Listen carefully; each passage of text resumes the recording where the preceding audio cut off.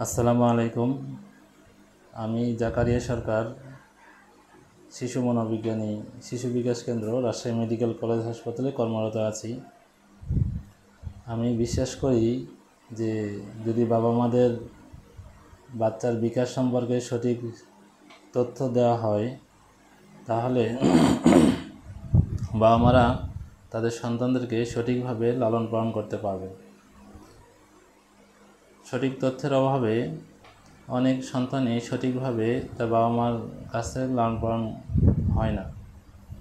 সেই জন্য আমার এই চেষ্টাটা সেই জায়গা থেকেই যে সকল বাবা মা যাতে তাদের সন্তান লালন পালনের তথ্যগুলো সঠিকভাবে পেতে পারে। তো আজকে আমি যে বিষয়টা নিয়ে কথা বলবো সেটা হলো যে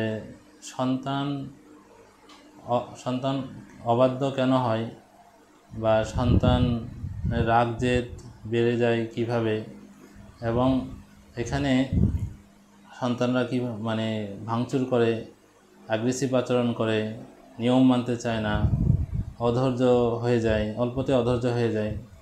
তো এইসব ক্ষেত্রে বাবা মার জায়গাটা যে জায়গা সেটা আমি একটু আলোচনা করব। তো এই ক্ষেত্রে আমি সবচেয়ে বেশি যেটা দেখি সেটা হলো দুই ধরনের বাবা মাদের বাচ্চাদের এই সমস্যাটা বেশি হয়।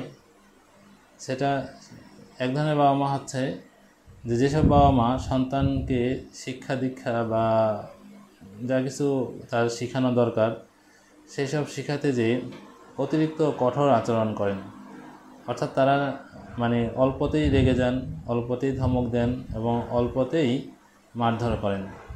তো তাদের এই আচরণের কারণে বাচ্চার মধ্যেও এই আচরণটা ধীরে ধীরে ধীরে তৈরি হয় যে তারাও এই ধরনের আচরণগুলো শিখে, এবং তখন সে পরিবারে করে, স্কুলে করে, এবং বন্ধুদের সাথে খেলতে গেলেও সেই আচরণগুলো করে এবং তার নামে অভিযোগ আসতে থাকে। আরেক ধরনের বাবা মা দেখা যায় তারা সন্তানের প্রতি খুবই দয়া মায়াশীল, তাদের আদর ভালোবাসা অনেক বেশি।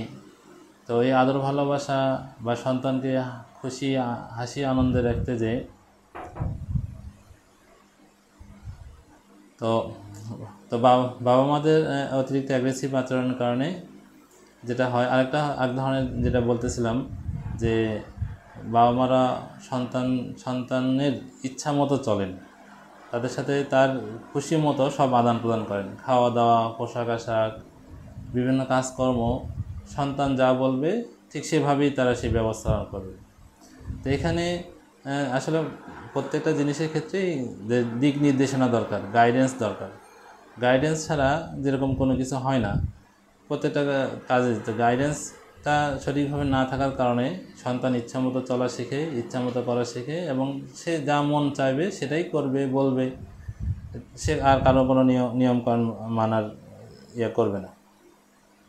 তো এই দুই ক্ষেত্রেই সন্তানের মধ্যে রাগ জেদ ভাঙচুর। তো এই ক্ষেত্রে যেটা হয়, যখন বাচ্চা তো এমনি ভালোই থাকে 4-5-6 বছর পর্যন্ত, তারপর যখন তাকে রুটিন মাফিক একটা জীবনে যুক্ত করা হয়, বিশেষ করে স্কুলে যুক্ত করা হয়, প্রাইভেট টিউশনে যুক্ত করা হয়, তখন এই সমস্যাটা, সে আর এই নিয়ম মানতে চায় না বা মানতে তার অভ্যস্ততা নাই, সে তখন অবাধ্য হয়, এবং এর সাথে অবাধ্য আচরণের সাথে রাগ জেদ ভাঙচুর এ পর্যন্ত চলে যায়। এবং এটা নিয়ে সবাই চিন্তিত হয়ে পড়েন যে আমার সন্তানটা কী হলো, কীভাবে হলো।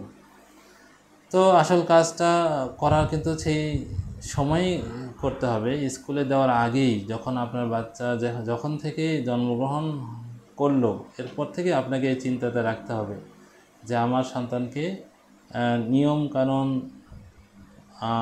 মেনে বড় করতে হবে, নতুবা সে অবাধ্য হবে এবং তার মধ্যে এই ধরনের আচরণগুলো বেড়ে যাবে এবং তাকে কন্ট্রোল করা আপনার জন্য খুব কঠিন হয়ে যাবে। তার কাছে সে কোনো কিছু বিবেক বিবেচনা করবে না। তো সেই ক্ষেত্রে আমি এই দুই ধরনের বাবা মা যারা এই দুইভাবেই বাচ্চাকে লালন পালন করছেন বা যারা এখনও করতে চাচ্ছেন, তাদেরকে আমি এই দুই জায়গা থেকে চিন্তা ভাবনা করতে বলবো যে না, আদর এবং শাসন দুইয়ের মাঝামাঝি আপনাদেরকে থাকতে হবে। আর এইসব ব্যাপার নিয়ে আমি সুদীর্ঘ প্রায় 10 বছর ধরে কাজ করতেছি। তো রাজশাহীতে আমি একটা কাউন্সেলিং সেন্টারে বসি।